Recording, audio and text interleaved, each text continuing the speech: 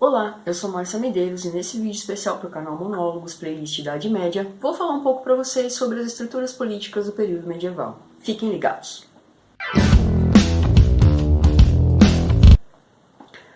Vamos falar um pouquinho sobre história política? Eu sei que falar sobre isso nos tempos em que a gente está vivendo hoje é uma coisa até meio complexa, uma vez que a maior parte das pessoas se coloca numa posição de analfabetos políticos, né? Ou não gostam de discutir política no sentido aristotélico da palavra, pensando em alguma coisa que a gente faz porque somos todos animais políticos por natureza, ou seja, vivemos em sociedade, construímos as nossas experiências, né, a partir da premissa das nossas relações com os outros, enfim, ou então assumem, né, uma posição dicotômica, assim, muito fechada, muito binária, no sentido de ou eu sou de um lado e você é do outro, então você é meu inimigo porque você é de esquerda e eu sou de direita, ou porque você é de direita e eu sou de esquerda. E política não é bem isso, né? Na verdade isso seria quase que um analfabetismo político, como eu falei, né? Uma alienação. Aqui a gente vai falar na política no sentido estrito do termo, pensando a lógica de uma construção de um imaginário político, dentro de uma perspectiva que beira, né, algumas questões da antropologia. E a gente tem que pensar e começar dizendo isso, né? Durante muito tempo a história política foi o campo de maior prestígio dentro dos estudos históricos, né? Qualquer outro tipo de produção historiográfica acabava ficando em segundo plano por conta da lógica e da ideia das pessoas estarem discutindo, né, política. Só que aí, à medida em que alguns estudos foram avançando, né, à medida em que a realidade política foi mudando, começou a se questionar qual era efetivamente, né, o valor dos estudos políticos que a gente tinha até então, isso mais ou menos lá na década de 1920, principalmente aqueles valores, e graças à Escola dos Análises, é bom frisar, principalmente aqueles valores de história política que se dedicavam a estudos voltados para a elite do poder. Então qual era o valor disso, né? E a partir daí, a partir dessa problematização, surgiu a necessidade de ampliar os estudos históricos para que esses setores que se dedicavam a estudar a história política abrangessem, né, setores mais amplos e prestassem atenção, por exemplo, nas diferentes realidades econômicas, né, e sociais que reabilitaram, de uma certa forma, a história política. Por quê? Porque muitas questões que envolvem o processo dessa área da história têm relação direta com as questões sociais, têm relação direta com as questões econômicas. E no caso da Idade Média, a gente tem que levar em consideração que alguns estudos foram pioneiros nesse sentido. Entre eles a gente poderia falar do livro do Mark Bloch, né, Os Reis Taumaturgos, em 1924.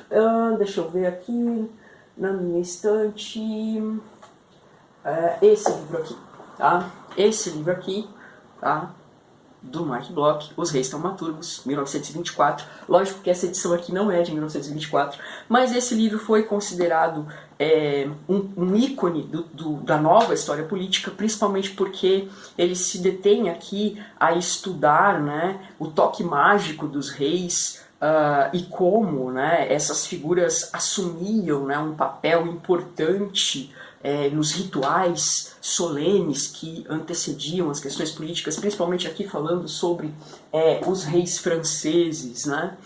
Depois a gente vai ter o Jacques Le Goff, em 1971, com trabalhos que versam sobre antropologia política histórica a partir de a partir de duas categorias centrais. A primeira delas, o papel do imaginário na política, e a segunda, as relações entre nação e Estado, né? Lembrando que eu já falei num vídeo anterior aqui do canal, né, Mark Bloch, o grande pioneiro dos estudos medievais, na minha leitura, na minha concepção, Jacques Le Goff, Georges Duby, a trinca sagrada dos medievalistas franceses e que inspirou uma geração de medievalistas no mundo, inclusive eu, não é segredo para ninguém, quem já teve aula comigo sabe disso, eu sou uma profunda admiradora da obra do Georges Duby, inclusive ele me inspira tanto ao ponto de eu adotar algumas práticas de escrita que ele faz, que eu considero sensacionais, e são através dessas práticas eu norteio, né, muito do meu trabalho científico.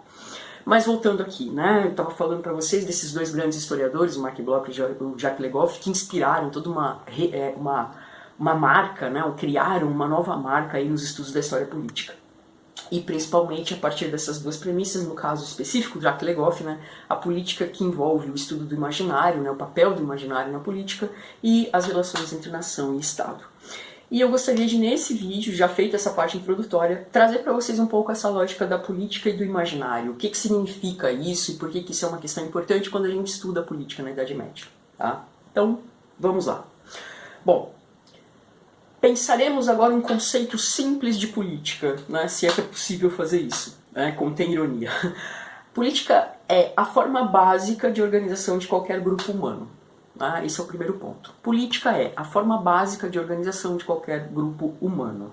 Segundo, ela também se constitui em um instrumento que minimiza os conflitos que são inerentes a toda a sociedade. Toda a sociedade apresenta momentos de conflito e são justamente as ações políticas que impedem que a sociedade descambe aí, vamos dizer assim, para um processo de barbárie total e completa. Né? Então, a vida política, com todas essas questões, ela possui ritos próprios, metáforas, símbolos, e não é possível desconsiderá-los, porque isso simplifica demais o sentido da política.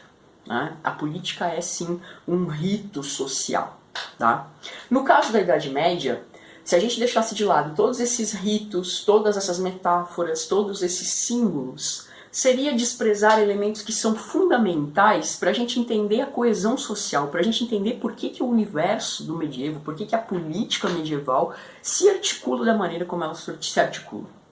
E isso por quê? Sociedades arcaicas, como é o caso da Idade Média, não fazem distinção entre o natural e o sobrenatural, né? Entre o indivíduo e a sociedade. Esses grupos eles estão pautados numa visão de mundo em que essa realeza, tá, ela se constitui em um elemento harmonizador que integra o ser humano e o cosmos. Por isso que a gente falar sobre a divinização da figura política na Idade Média faz todo sentido. Porque essas pessoas acreditavam que a Terra era plana, essas pessoas não conheciam a importância das vacinas na vida das pessoas em termos de garantir a sobrevivência. Essas pessoas, enfim, acreditavam piamente que a cada momento em que o Sol nascia, né, se havia evitado o fim do mundo, por isso que o galo tem um contexto sagrado nesse período. Essas pessoas acreditavam que um cometa poderia ser um princípio anunciador de uma catástrofe. Eu estou falando da Idade Média, não de poucos anos atrás no Brasil, e nem de hoje ainda, porque ainda tem gente que acredita que a Terra é plana e que vacina não é legal. Enfim, né, me surpreende que com todo o avanço da ciência a gente ainda tenha pessoas pensando desse jeito. Tá vendo como política é um negócio bem mais amplo do que a gente pode imaginar? Que não é simplesmente aquele jogo direita, esquerda, tal, controle, parará, né? Enfim, espero que vocês tenham conseguido perceber esse processo, tá? E na Idade Média, essa realeza, que é um elemento harmonizador entre o ser humano e o cosmos, ela não é uma instituição política puramente dita. Tá? Ela é uma manifestação do divino. Por isso que eu tenho medo quando as pessoas começam a mitificar políticos, porque isso é muito medieval. Tá? E daí, pra gente queimar uma bruxa em praça pública, daí pra gente cortar uma cabeça, é dois palitos. Não tem diferença entre o Talibã, né, e esse tipo de conduta. Tá? Não tem diferença. É tão fundamentalista e boçal quanto. Tá?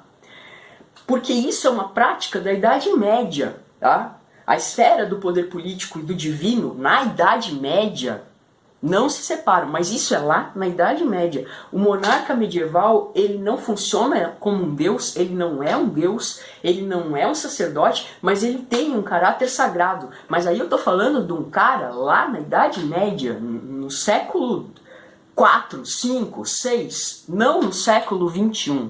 Falar disso no século XXI, garantir para essa personagem política no século XXI um caráter sagrado, é de um absurdo, de uma burrice que dispensa comentários. Tá? Na Idade Média, esse monarca é sagrado, inclusive porque ele é ungido com óleos sagrados, porque na Idade Média o Estado não é laico como ele é hoje. Num Estado laico, você mitificar um político não te torna nada além de um idiota. Isso é uma questão importante que eu não poderia deixar de frisar nesse vídeo. Tá? E aí o que a gente vai ter? Quando esse monarca, lá na Idade Média, é ungido, esse rito de passagem o sacraliza como rei. Ele se torna um eleito de Deus. Essa cerimônia de sagração, essa unção do rei e a sua coroação, ela se constitui nesse momento na única forma de legitimar esse poder. Tá?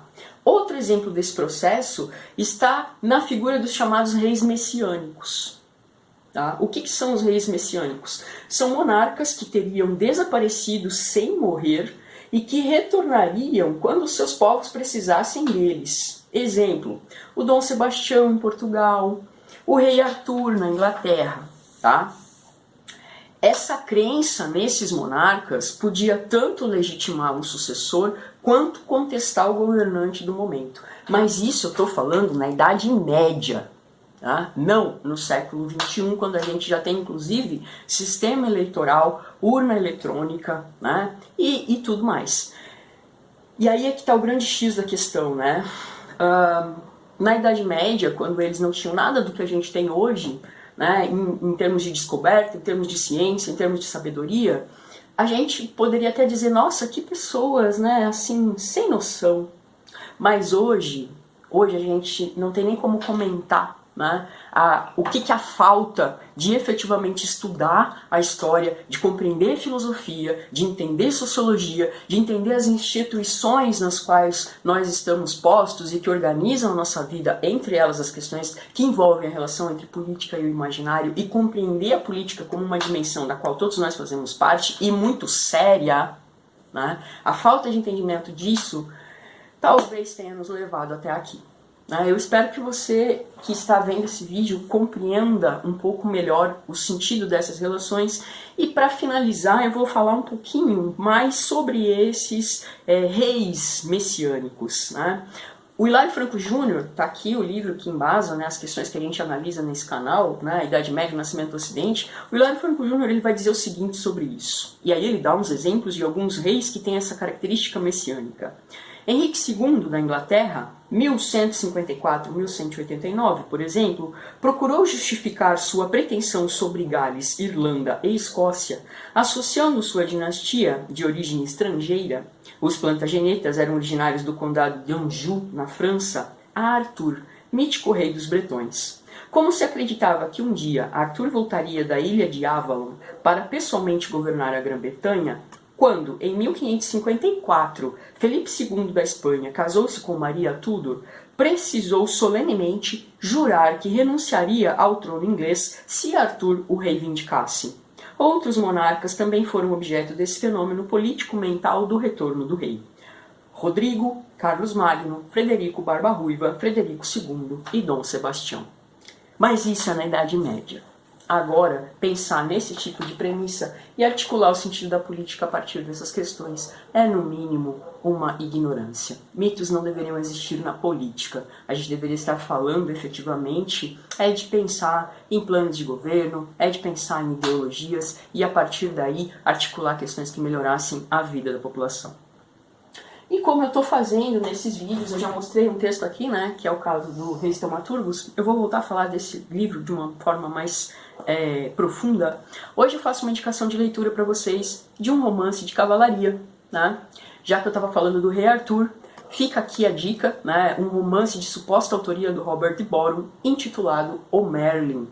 Esse é o primeiro volume da saga arturiana dos romances de cavalaria. É o romance em que o rei Arthur efetivamente é criado, né? Ele vai ser...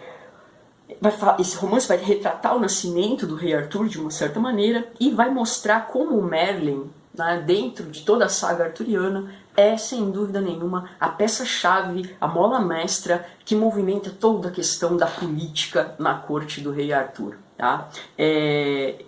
Eu estudei esse romance aqui na minha tese de doutorado. Ele constitui o terceiro capítulo da minha tese de doutorado, a construção da figura religiosa no romance de cavalaria, que está disponível para que você baixe gratuitamente na Amazon e que está disponível também para que você baixe gratuitamente da editora da Universidade Federal da Grande Dourados. Então, se você tiver interesse em conhecer um pouco mais sobre a história do Rei Arthur e sobre o Merlin, né, tá aqui, fica a dica, o Romance de Cavalaria. E se vocês quiserem pesquisar sobre, efetivamente, dentro de um caráter mais científico, fica aí a dica da minha tese de doutorado, A Construção da Figura Religiosa no Romance de Cavalaria, que se tornou um livro publicado pela Universidade Federal da Grande Dourados.